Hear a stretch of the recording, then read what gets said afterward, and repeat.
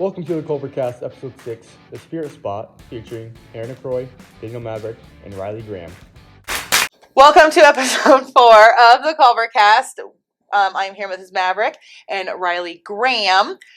This week's episode is all about the Spirit Spot. So, starting out, thank you for joining us and coming on. I know that you were so excited about this. Thanks for having me. So, this is great.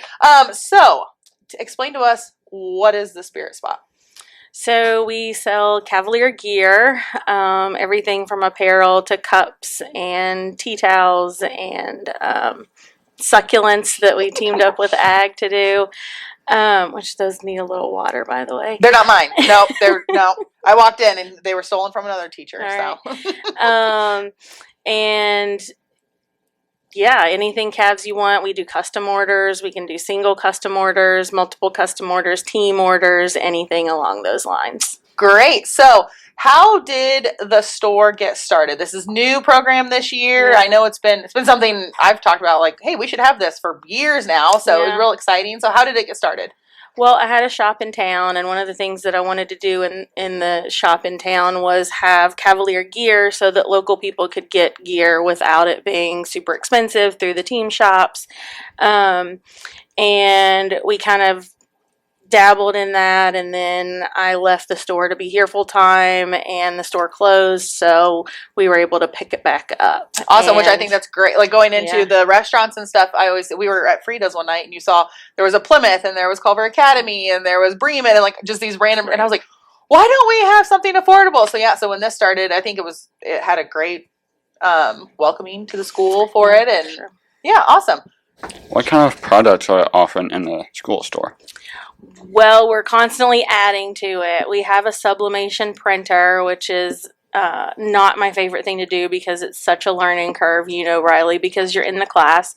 So it's a little bit of a tedious process, and it's also just very unpredictable as you go from different things. Like we just did medals they were acrylic medals for the intramural girls basketball, and those were, some of them work, some of them don't. So it's a really inconsistent process, but we're adding to it as often as we can. We've got lots and lots of clothes, and our t-shirts start at like $12. Sometimes we find things that have been donated that are nearly a brand new shirt, and we just put a logo on it, and those we can sell for like $8. So we try to be really affordable.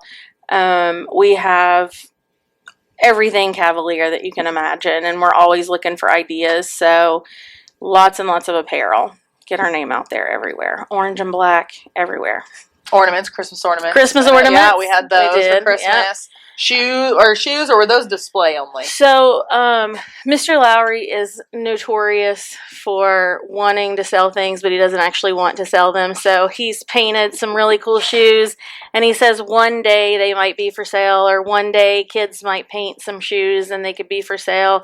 I've started to collect really holy old jeans that I'm hoping a couple students will maybe do some paint splatters and some Cavalier stuff. Same thing with denim jackets. So, we're always looking for ideas. But so everything from t-shirts to coffee mugs and air fresheners. I had middle schoolers do some caricatures of our coaching, of some of our different coaches, and they're really funny. And so we have air fresheners with coaches' caricatures on them. Who doesn't want to stare at their coach while they're driving down the road? Right? Exactly. What else do we have? Stickers. We've been doing stickers. The beakers. The succulent beakers. Yeah. I mean, really just about everything. Socks. So you had some socks, hats, beanies.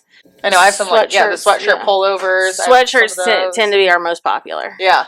Well, I think the one brand I had was like Land's End. There's $40 in the store, and it was like $10, and it had it was great. It was awesome. Little big, I don't care. It was comfy. It was $10. Name brand. So. Exactly. And so that's something that I would say if anybody's ever cleaning out closets and you have blanks of things and a blank is just a plain piece of apparel without any decoration on it, we'll take those donations. We can't take anything that's got, like stains, but if it looks new, we'll take it and we put a design on it. And then, like you said, somebody can get a nice shirt for $10. So. Is there a certain type of fabric that they need to, like, I have some really nice chiffon shirts that I wear to work that I would love to put like a logo or something on. We can do pretty much any fabric. Some of them will adhere a little better, but we're open to all that kind of stuff. And, the idea is just the more that we can get this Cavalier logo out there and get everybody to see who we are and where we are, the better. Yeah. Yeah. Awesome. So you said team apparel. So what does that look like? Because we have the team store. So is it kind of the same thing, or what does that look like when you say team apparel? So this year we've taken on like shooting shirts for basketball, or we just did intramural little girls basketball. They did the popular in my Lady Cavs basketball era shirts, and we did them on pink with the orange so that it doesn't have to be orange if it's not your favorite color. So right now we're just kind of focused on those kinds of things: team shooting shirts, team t-shirts. You did a bunch of us for cheerleading. You did all of our shirts. Yeah, we did some for cheer. We've done all the tiny Cavs, and there's like hundreds of those little kids. We've done all those shirts. We've done boys basketball, girls basketball, and so sometimes those are like a hoodie kind of athletic material. And when 8th grade girls won volleyball HNAC, we did HNAC. We had a donation in the building. One of our staff members donated money to purchase those for the girls. And was just talking to Mr. Barrett yesterday about the 8th grade girls won the basketball HNAC. Yeah. So they probably need a basketball HNAC shirt. I know my husband still has his sectional championship shirt from 2014. Right. We remade he still some wears of those. it 10 years. Oh, this is an original. 10 years later. So they may keep them. Mr. Barrett had his original one too. But we did remake some of those to throw out, and then that game got canceled. But I mean, that's the other thing we're trying to do is give back as much as we can. We have a few students in BPA, so we're making a donation for them to go to the state conference. Nice. We've helped out Kiwanis with marketing the father-daughter dance, and good businesses that are part of the community give back, and so we've tried to do that kind of thing too. And anything sporting events, that's all been you guys when we're throwing stuff out to the crowd and stuff. And that's right. And Mr. Croy got a new slingshot, and we tested it out, and we made sure that the way that we tied the shirts, so the kids my middle schoolers are making shirts. Everybody's making like kind of a one-of-a-kind shirt, and those will get launched out during the pep rally for Sports Spectacular. Yes, so we want everyone there so they can get a shirt. That's right. For sure. Okay, so for the actual store itself, you have students working in there, correct? Yes, and just like everywhere, it's hard to staff because people are busy. But yes, the students get paid when they work there. It's interesting. We just opened at the beginning of December and had, a phenomenal turnout and sold out of a lot of stuff. And so toward the end of basketball season, we got to this place where like nobody was really stopping in. So we decided to stop staffing. And then we had a game right at the end that was a Friday night game or maybe Saturday night, and it was packed, and everybody wanted to know why we weren't open. But it was really just empty of inventory because we were rounding out the winter season. So right now we are working hard on getting we've done tons of class shirts for Sports Spectacular. And we try to do those too, just as an FYI to club sponsors. If they're staying within the school, we try to do those as discounted as we can, so that because our students are paying for those, or the class funds are paying for those. So we try really hard to keep costs down for students. So we're doing a lot of Sports Spectacular shirts. Next week, our plan is to fully restock the Spirit Spot so that it's open for Sports Spectacular evening and parents can shop. And that'll be our last really indoor day for the Spirit Spot. I wasn't the biggest fan of the Spirit Spot. I wanted it to be something different.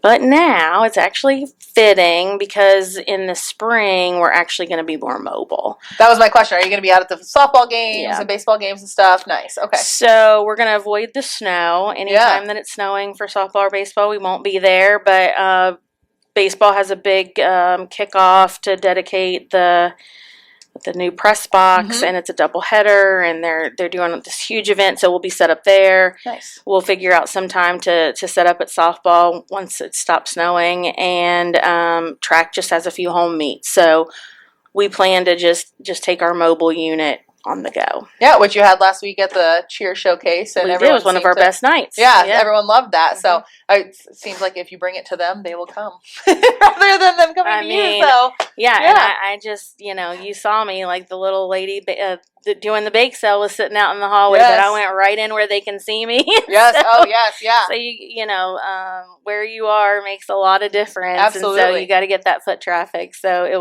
was a great night for the Spirit Spot. Good. The cheer showcase was a great night. Yes, for the school. It was I'm a little biased on that, but I believe it was a great night. It was a packed gym. It was a quick night. And I think parents left really happy. Yeah. And that was cool. Yeah, awesome. So when the products get to the store, which Riley, you can probably help with this since you're in the class as well. What happens from start to finish? You get an order in. Then what happens? Like, do you have to order the shirts? Who designs it? What's the thing from start to finish here? So sometimes the designs come to us, but a lot of people don't understand it's not a printer, it's a cutter. So we're cutting or we're spraying on, and it's a lot different than a printer. So when the designs come to us, we kind of have to deconstruct them and figure out how to do them color by color. And then sometimes we outsource our the prints if it's like lots of colors and something difficult that needs a printer. Gradient, something like that. Yeah, and those get more expensive. So if you're seeing a shirt that's like $15 or whatever, this is a bigger design, the more colors, the more expensive it is. So, which is still extremely affordable. Right, right. So we try to figure out how to get the cost down. I probably control a whole lot of the end design still at this point, just because I'm so particular about it, and it's a business class, not an art class. Right. So they're not really, maybe the students aren't super knowledgeable about design, so I kind of hang on to that final process, but I try to give them the space to do their own designs too. So we figure out the design, what's going to be the most cost-effective way to print it. We order the shirts. We usually try to wait to get a $200 order for our apparel because then shipping is free. So we try to do bulk shipping, and then that comes in, and the students have to make sure all the inventory is in the box because there's humans on the other side and they mess up. And then from that point, we either cut our vinyl or we outsource the transfers. And when they come in, the students heat press. And that is a process that I'm totally okay.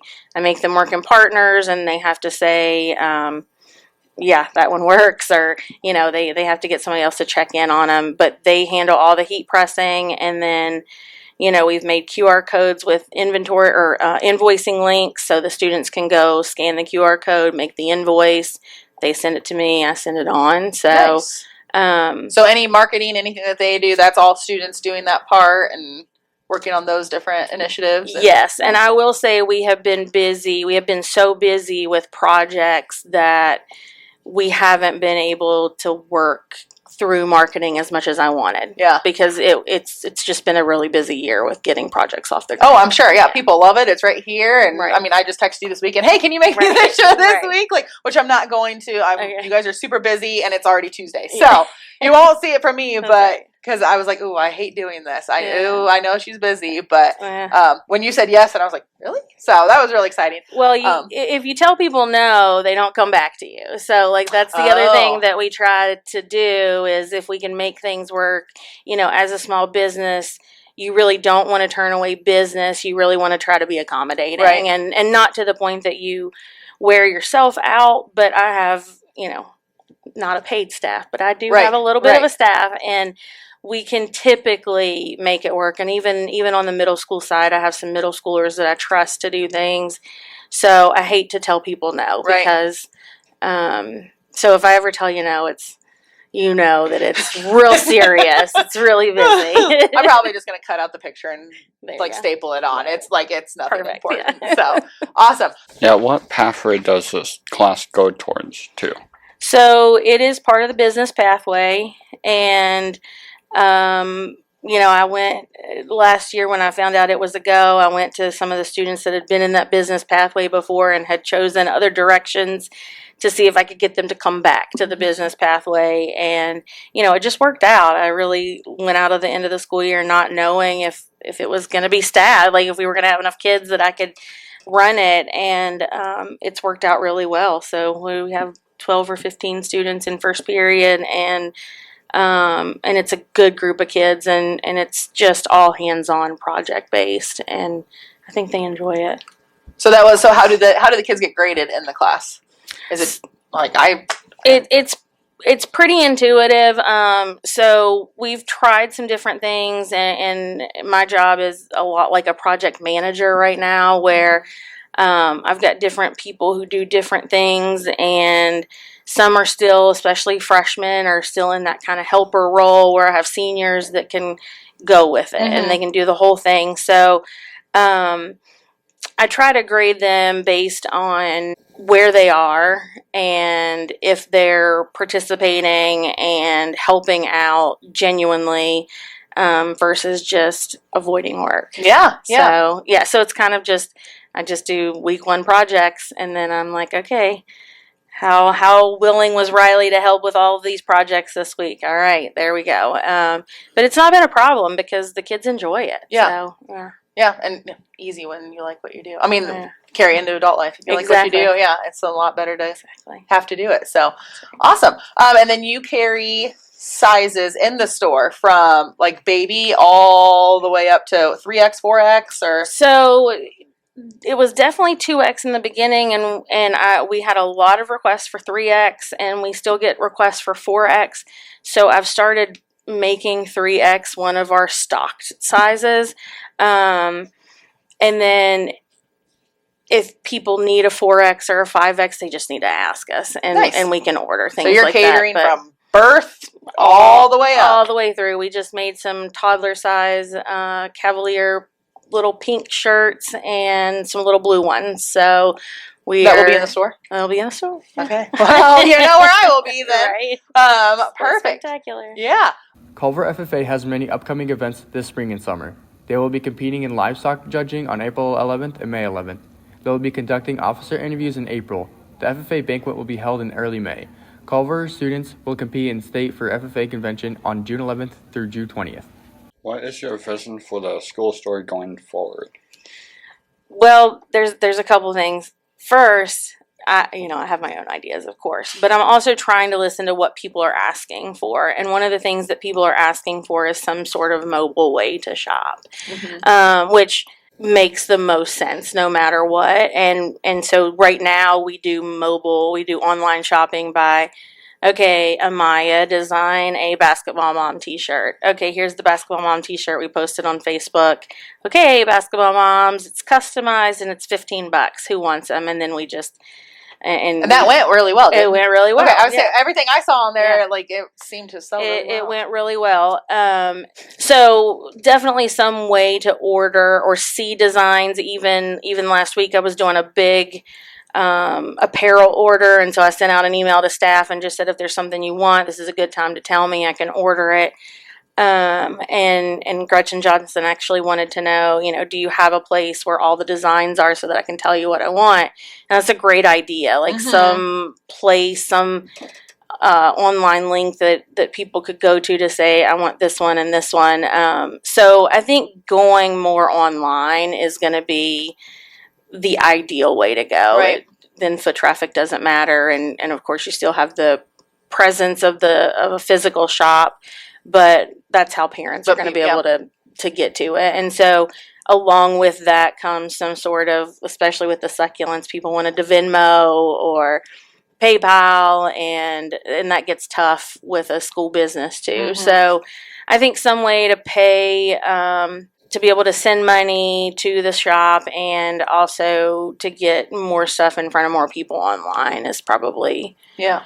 What you think about it, and you think this is so easy to do, and then you start getting into the logistics of it, Right. it being a school, of it being a class, and things that people may just not. So it's in the works. There's just a lot of different things you need to go through to get it there. It's in the works, and it's just a matter of manpower and time. And because it's a business class, I have people who are interested in business but not necessarily tech savvy that would like, oh, well, we can just code we can just do this website, and they get 50 minutes a day, get 50 minutes a day, and then there's costs associated with everything. So those are the things that are kind of limiting right now. So figuring out how we need to go about that is definitely the vision. I have a vision for. I sent it to Mr. Barrett. I think back in the fall we were at a school and they had a spirit